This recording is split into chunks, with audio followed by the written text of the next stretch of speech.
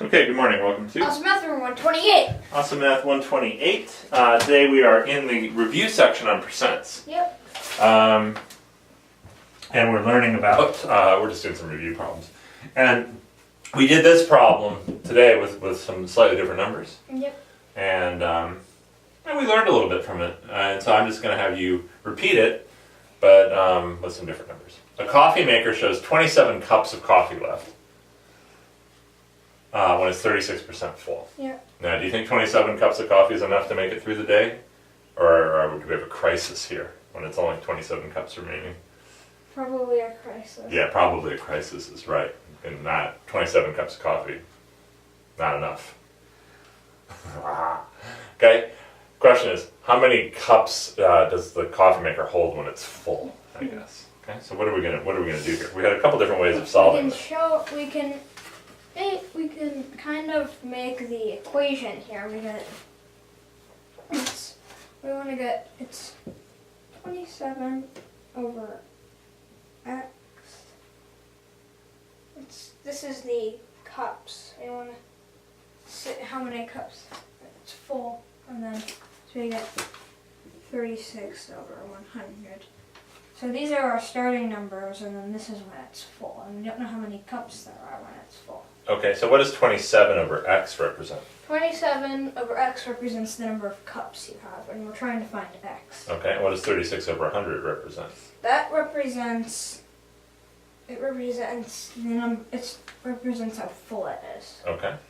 All right. What are you gonna do from here? Simplify. So you get 9 because it's 9 times 4, and then 25.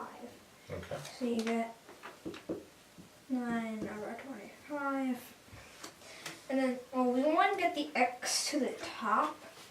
So we can multiply by x. Multiply by x on both sides. So both the x's cancel, and we're left with 27. 27 is 9 over 25, but then we need to put the x in. Okay. So we get 9x over 25. All right.